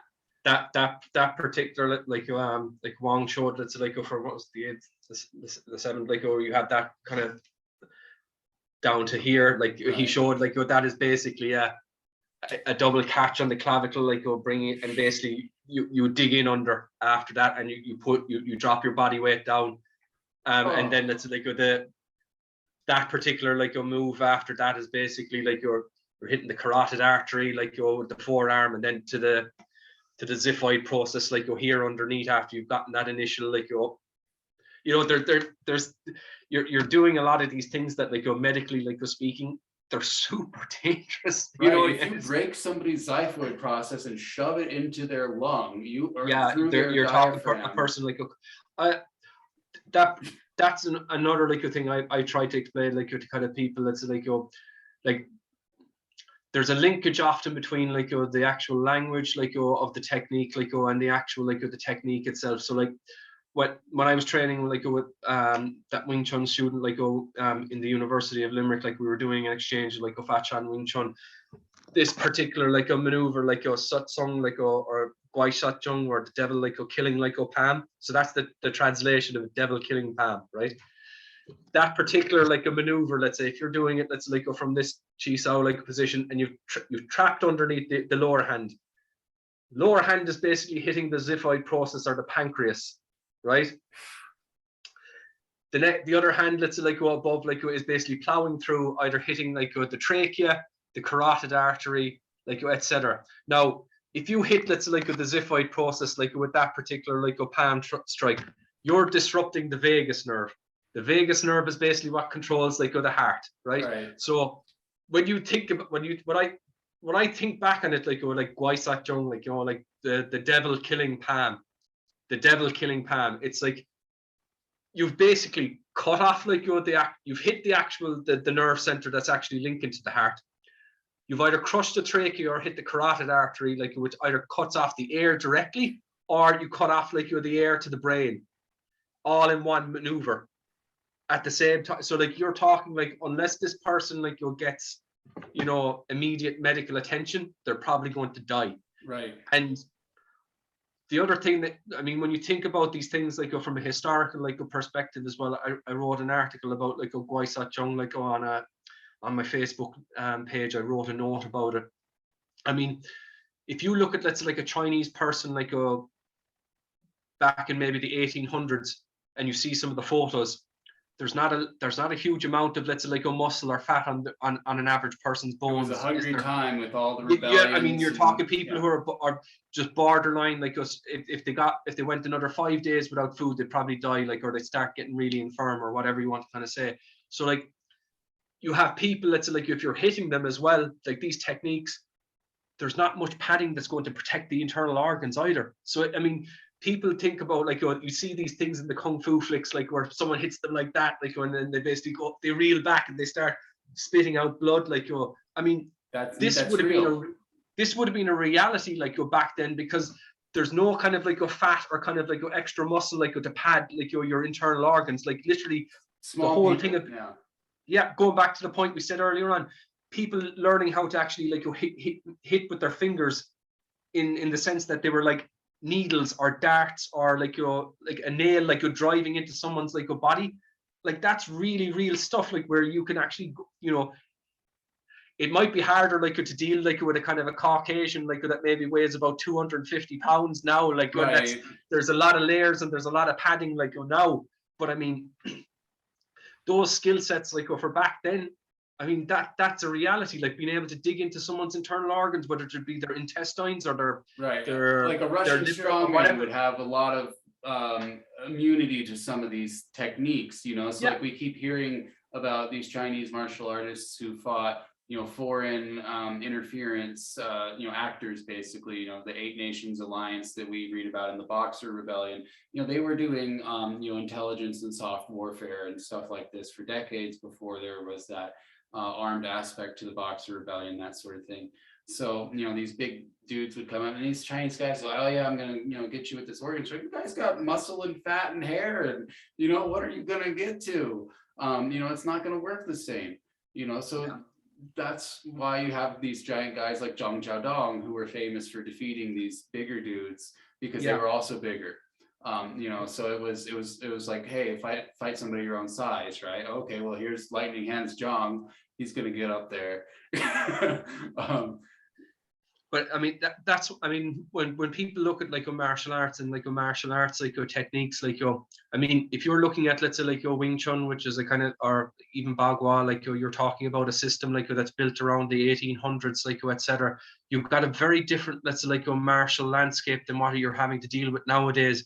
I mean, nowadays you're not having to deal with a guy who's a 200-pound like your college wrestler, you know, right. So you're going to have to modify the art, like, you know, to be able to deal with it, or you're dealing with a guy that's maybe 180 pounds, like, and he's been boxing like for maybe 2 or 3 years, like, when he's got some, and he's got a good punch, right? Yeah. I mean, that's the thing. I mean, like these arts, like, you know, if you're looking at them, let's say, like, through a kind of a time frame, like a lens, I kind of mentioned it earlier on, like on the chat about like Wong saying that a lot of the Bagua, like techniques, like they're all kind of grabs on the wrists, like etc., because people would have had some basic grappling skills. But it's the same like with the striking stuff. You're going to have to start like the arts have to kind of modify or kind of grow as well to be able to deal with the modern threats. Otherwise, you're not keeping them alive. You're not the holder of the flame anymore. Right. You're basically, you're just letting it fizzle away, and it's kind of like a couple of burning embers like in your hand, rather than a burning torch like that's able to shine out the light and kind of dispel the, you know, the bullshit, like, or to be able to deal with a real physical conflict. So I mean, unless you're kind of looking at like the way things are nowadays, like in the way a human, I mean, most of us, like in the Western world, like if you're not looking at modifying your Bagua or kind of maybe honing in on certain things to actually like deal with those, you know, particular situations, like because of the body frame of the person you're dealing with, and maybe to a lesser I mean, not everyone in the street is going to have a martial background. That being said, like there are some street fighters that they've grown up tough, like they've grown up rough. They're able to throw a couple of digs, like and like hit hard, like as well, and they got their own like sneaky kind of tricks, like as well. But I mean, I mean, some of the kind of the things that kind of Wong like showed me, like a kind of striking aspect, like wise, like from, let's like the flower hides under the leaf, like what the first things he showed was basically you have that push up that moves the head up, that exposes the trachea, and you basically have the forearm like go chop across like the so you basically it's literally leaning on the horse, asking the way, flower hides under the leaf, but you can do it just with one hand, where you just basically come across the person's throat, as well as if you kind of basically trap move in, right, and you basically graze across like with the trachea. So I mean like looking at those kind of like applications and kind of saying, yeah, this is something that's functional, like, and I can actually pull off like fairly easily. It's definitely something worthwhile kind of like thinking about, like, and kind of like reflecting upon, like, as you kind of grow with your artisan. Because I know for a fact, like when I'm 50 years of age, I'm not going to be willing to do some of the Shuai Jiao stuff, because I'll be worried that if I fall, I'm going to break my tibia or bust my hip or something else, right, like that. Right. You know what I mean? You just want something out for weeks. Yeah, or you might be confined to a wheelchair, like, or like, you know what I mean? It's like, it's these type of things, like, as you're kind of growing and progressing with the art. I think like Byron Jacobs, like said, like something really that resonated with me on one of his podcasts, like recently. He said, this is particularly with training with Digo Young, like, and some other guys like as well. He said, you have to catch the teacher at the right age. You have to catch them at the right age, because they have to be experienced enough and virile enough that they're able to transmit the art to you. and like that, and they're knowledgeable enough, and that they're not too old that like they can't show you the full spectrum. Right. So it's like, so you're trying to kind of catch someone maybe around maybe the 40 to 50 year age area, like if they've been training since they're about 20 years of age. Yeah, like you're not looking for the young hotshot competitor. You're looking for the guy who's been in it for another 10, 15 years after that. Exactly. And they've had the time. Yeah. You know, I have really enjoyed our conversation today. Our time has gone pretty long already. I'm sure we could talk all day like we do sometimes. You know, I really appreciate your time today. Is there something you want to bring up? You mentioned a little while ago that you're going to do a compendium of single palm change applications. Yeah, I'm being honest about it. The pandemic is kind of pushed back, like you're kind of meeting up with a couple of my students, like, and I've been throwing up like odd videos like on YouTube, and they've been getting good kind of responses and kind of good feedback. What I'm hoping to do like over the next like a couple of months is get down. I've sorted out a venue. We'll just get down like with actually like filming the material and kind of basically putting down basically an extrapolation of most of the kind of the combat aspects of the single palm change from the Jiang system, as well as like applications of the second and the third like palm, because for me a lot of the movements like a repeat, and it's, if you're able to kind of grasp the nucleus being the first like 3 palms, like you know, you've got a lot of the meat on the bones like for your own kind of further exploration like in the future. But I mean, that's what I'm hoping to kind of do, is just basically put out maybe a DVD or like maybe 2 or 3 DVDs like on the applications, because I do think it's important to put that material out there, just kind of for posterity's like sake. But just also to have something like for my own students, for them to refer to as well when I'm not actually meeting up with them as well, so they can throw it into the laptop or whatever and just watch away and kind of walk through some of the things as well. So right. But I mean, all I can kind of say is like, I mean, I know that times like went by really quick and we covered a lot of different things, but I mean, you could talk about Jiang, Rong, Qiao and his martial arts, but like loads of other different people. And I mean, hopefully like as your kind of podcast like grows like as well, like you might be able to get some other people like maybe Gerald Sharp or Jacob Isaacson and a couple of the other guys, and maybe Paul Rogers on. They could have a chat about like this stuff, like, you know, because I did recently talk to Nick Domich, and my Yichuan instructor that I met with in Sacramento for a brief period, and I've been working on what he showed me, not as diligently as I have the Bagua, but you know, it's part of my training. But I have been talking about getting James Carse on here soon. So I'm doing, you know, what I can to get some people reaching out, and you know, hopefully as it grows, we can you know, maybe organize some seminars for people, like maybe have a meetup kind of like they do in Tampa Bay right now, where they're just, you know, everybody's hey, what kind of push hands do you want to do? All right, let's give it a shot. And you know, that's the sort of like collaborative attitude I'm looking to foster as this goes forward, just so that we can all evolve.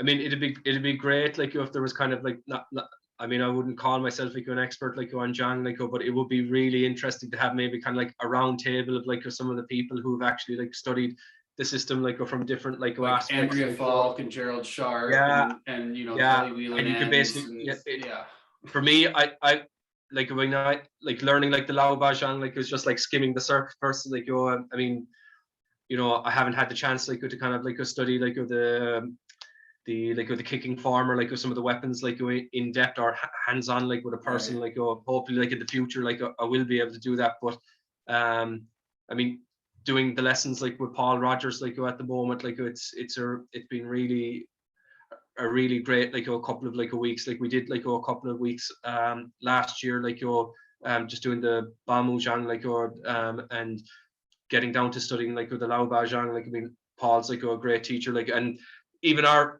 chats like when we talk about cross comparing stuff, if we find something online like or some take a look at this one. Like it's just like it's great to kind of like share this stuff like and kind of bounce ideas off each other as well. And like I wish you the best of luck like with the venture like with the Syncretic Reiki and Qigong like classes like and like I do have actually to get my shoes on and get out the door for my Reiki event later today. So I really do appreciate your time, and have a wonderful weekend, man.